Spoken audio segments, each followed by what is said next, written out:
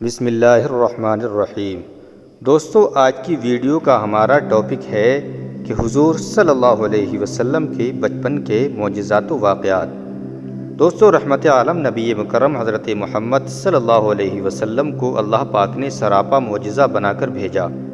بے شک معجزات کا ظہور آپ صلی اللہ علیہ وسلم کی پیدائش کے ساتھ ہی شروع ہو گیا تھا، لیکن آج کی ویڈیو میں ہم خاص ان معجزات اور واقعات کا ذکر کریں گے جو حضور صلی اللہ علیہ وسلم کے ساتھ 6 سال کی عمر مبارک تک پیش آئے۔ ناظرین، بات شروع کرتے ہیں کہ حضرت حلیمہ سعدیہ کی روایت سے، جسے بہت سے مفسرین اور محدثین نے روایت فرمایا ہے۔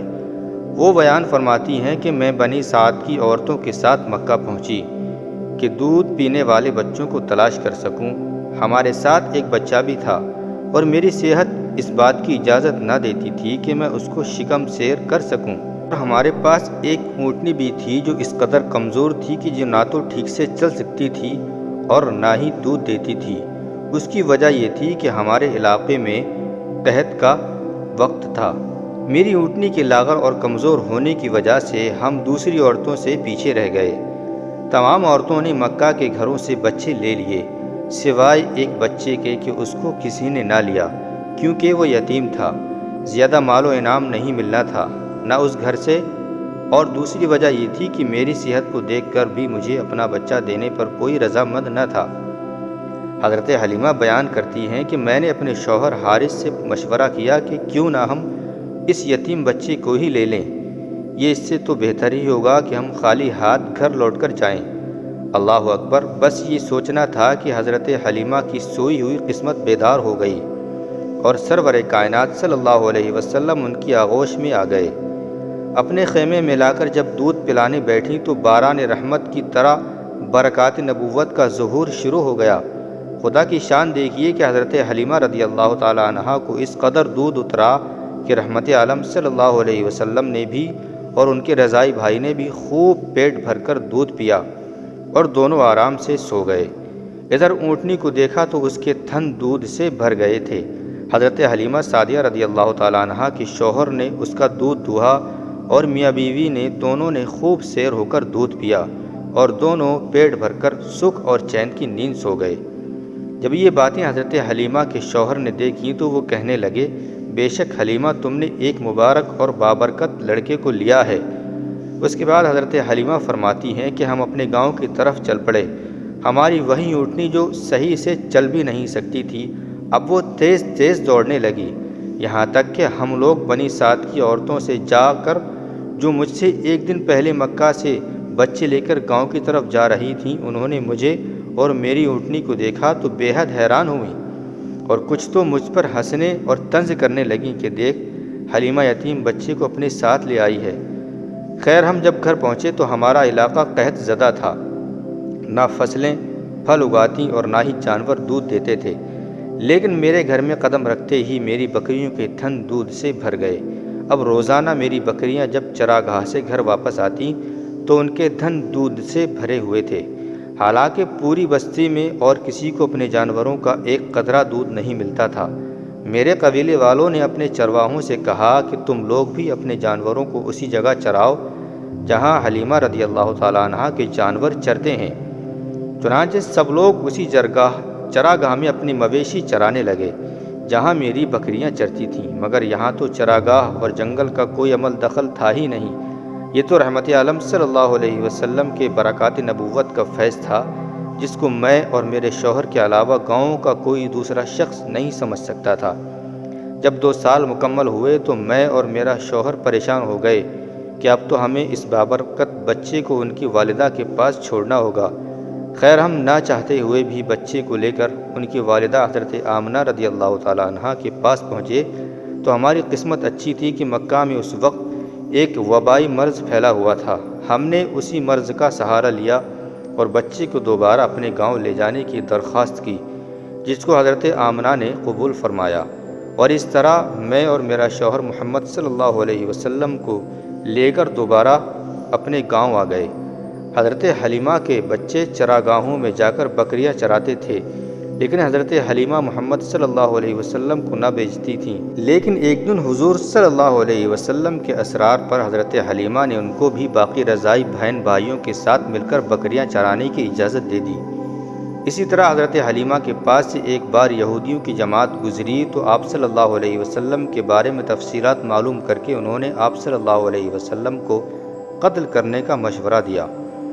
انہوں نے حضرت حلیمہ سے پوچھا کہ یہ بچہ یتیم ہے۔ حضرت حلیمہ ان کا قتل کا مشورہ سن چکی تھیں، لہٰذا انہوں نے جلدی سے اپنے شوہر کی طرف اشارہ کیا کہ نہیں، یہ رہے اس بچے کے باپ۔ تب انہوں نے کہا کہ اگر یہ بچہ یتیم ہوتا تو ہم ضرور اسے قتل کر دیتے، اس لیے کہ یہ پرانی کتب میں آخری نبی کی نشانیوں میں سے بھی ہے کہ یہ یتیم ہوں گے۔ حضور صلی اللہ علیہ وسلم کی آمد سے حضرت حلیمہ سعدیہ کا مقدر چمک اٹھا تھا۔ غربت بیماری کی جگہ خوشحالی نے لے لی۔ آپ صلی اللہ علیہ وسلم کے آنے سے ہر طرف خوشیاں ہی خوشیاں نظر آتی تھیں۔ اہل خانہ اللہ کی اس غیر معمولی نعمت پر بہت شکر گزار تھے۔ حضور صلی اللہ علیہ وسلم اپنے رضائی بہن بھائیوں سے کھیلتے، زیادہ تر حضرت شیمہ کے ساتھ کھیلتے اور حضرت حارث رضی اللہ تعالیٰ عنہ آپ کو اپنے کندھوں پر اٹھاتے۔ حضرت حلیمہ سعدیہ فرماتی ہیں کہ حضور صلی اللہ علیہ وسلم کی نشو و نما بہت ہی تیزی سے ہوئی تھی کہ دوسرے لڑکے اتنی تیزی سے نہیں بڑھتے تھے۔ آپ فرماتی ہیں کہ جب وہ 9 ماہ کے ہوئے تو فصیح گفتگو فرماتے اور جب 10 ماہ کے ہوئے تو بچوں کے ساتھ تیر اندازی بھی فرمائی۔ ایک دن 10 ماہ کے بچے کو ایک میلے میں ایک کاہن نے چلتے ہوئے اور گفتگو کرتے ہوئے دیکھا تو لوگوں کو پکار پکار کر کہنے لگا، لوگوں اس بچے کو قتل کر دو، یہ تمہارے خداؤں کے خلاف ہے، یہ تمہارے دین کو عرب سے ختم کر دے گا۔ حضرت حلیمہ نے جب یہ سنا تو وہ حضور صلی اللہ علیہ وسلم کو کسی طرح چھپا کر بڑی مشکل سے واپس اپنے گاؤں پہنچی۔ ان واقعات کے بعد حضرت حلیمہ حضور صلی اللہ علیہ وسلم کو مکہ مکرمہ چھوڑنے کے لیے روانہ ہو گئیں۔ راستے میں انہیں حبشہ کے عیسائیوں کی ایک جماعت ملی۔ ان کے راہب نے جب حضور کو دیکھا تو پوچھنے لگا کہ یہ بچہ یتیم ہے؟ حضرت حلیمہ نے فرمایا نہیں۔ راہب کہنے لگا کہ یتیمی کے علاوہ اس بچے میں آخری نبی کی تمام نشانیاں ہیں۔ جب حضرت حلیمہ سعدیہ نے آپ صلی اللہ علیہ وسلم کو آپ کی والدہ کے حوالے کیا تو اس وقت آپ صلی اللہ علیہ وسلم کی عمر 4 سے 6 سال تھی۔ اس کے بعد آپ صلی اللہ علیہ وسلم کی والدہ آپ کو لے کر مدینہ منورہ گئیں۔ ایمن بھی ساتھ تھیں۔ ایک دن مدینہ کے 2 یہودی ایمن کے پاس آئے اور کہا، ذرا محمد کو ہمارے سامنے لاؤ، ہم انہیں دیکھنا چاہتے ہیں۔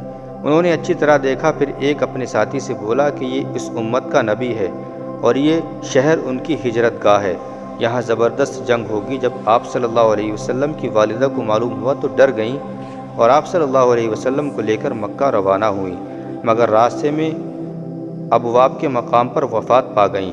آپ کو یہیں دفن کیا گیا۔ 5 دن بعد ایمن آپ صلی اللہ علیہ وسلم کو لے کر مکہ پہنچی اور آپ صلی اللہ علیہ وسلم کے دادا عبد المطلب کے حوالے کیا۔ ایک روز بنو مطلج کے لوگ حضرت عبد المطلب کے پاس آئے۔ یہ لوگ قیافہ شاناس تھے، آدمی کا چہرہ دیکھ کر اس کے مستقبل کا اندازہ لگاتے تھے، اور انہیں آپ صلی اللہ علیہ وسلم کے بارے میں فرمایا، اس بچے کی حفاظت کرو، اس لیے کہ مقام ابراہیم پر جو حضرت ابراہیم علیہ السلام کے قدم کا نشان ہے، اس بچے کے پاؤں کا نشان بالکل اس سے ملتا جلتا ہے۔ اس قدر مشابہت ہم نے اور کسی کے پاؤں میں نہیں دیکھی۔ ہمارا خیال ہے کہ یہ بچہ نرالی شان کا مالک ہوگا، اس لیے اس کی حفاظت کریں۔ اور ایک روز حضرت عبد المطلب حضرت اسود کے پاس بیٹھے تھے کہ نجران کے عیسائی آ گئے۔ ان میں ایک بڑا پادری بھی تھا۔ اس نے کہا، ہماری کتابوں میں ایک ایسے نبی کی علامات ہیں جو اسماعیل کی اولاد میں ہونا باقی ہے۔ یہ شہر اس کی جائے پیدائش ہوگا، اس کی یہ نشانیاں ہیں۔ ابھی یہ بات ہو ہی رہی تھی کہ ایک شخص نبی صلی اللہ علیہ وسلم کو لے کر وہاں آ پہنچا۔ پادری کی نظر جو ہی آپ صلی اللہ علیہ وسلم پر پڑی وہ چونک اٹھا۔ آپ صلی اللہ علیہ وسلم کی آنکھوں، کمر اور پیروں کو دیکھ کر چلا اٹھا کہ یہی وہ نبی ہے، یہ تمہارے کیا لگتے ہیں؟ حضرت عبد المطلب نے کہا، یہ میرے بیٹے ہیں۔ اس پر پادری بولا، تب یہ وہ نہیں ہے، ہماری کتابوں میں لکھا ہے کہ اس کے والد کا انتقال اس کی پیدائش سے پہلے ہو جائے گا۔ اس پر عبد المطلب نے کہا کہ یہ دراصل میرا پوتا ہے، اس کے والد کا انتقال اس کی پیدائش سے پہلے ہو گیا تھا۔ پادری نے کہا، ہاں یہ ہوئی نا بات، آپ اس کی پوری طرح حفاظت کریں۔ حضور صلی اللہ علیہ وسلم کی عمر مبارک جب 8 سال کی ہوئی تو آپ کے دادا جان حضرت عبد المطلب کی بھی وفات ہو گئی اور آپ صلی اللہ علیہ وسلم اپنے چچا ابو طالب کی کفالت میں آ گئے۔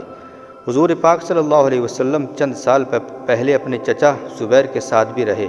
ان کے ساتھ ہی ایک دفعہ آپ سفر پر تھے کہ راستے میں ایک سرکش اونٹ رہتا تھا، لیکن جب آپ صلی اللہ علیہ وسلم کا وہاں سے گزر ہوا تو وہ اونٹ آپ کے قدموں میں اپنی گردن رگڑنے لگا اور حضور پاک صلی اللہ علیہ وسلم نے اس پر سواری بھی کی۔ اللہ پاک سے دعا ہے کہ حضور صلی اللہ علیہ وسلم کے بچپن کی طفیل ہماری زندگیوں میں سکون فرما دے۔ اے اللہ پاک ہمیں اور ہمارے بچوں کو بھی حضور صلی اللہ علیہ وسلم کی سیرت میں مکمل طور پر عمل پیرا ہونے کی توفیق عطا فرما۔ دوستو، ویڈیو میں کسی طرح کی بھی کوئی بھی غلطی خامی ہوئی اللہ تعالیٰ معاف فرمائے، اور امید کرتا ہوں کہ یہ ویڈیو آپ کو پسند آئے گی، لہٰذا لائک و شیئر کر کے چینل کو ضرور سبسکرائب کریں۔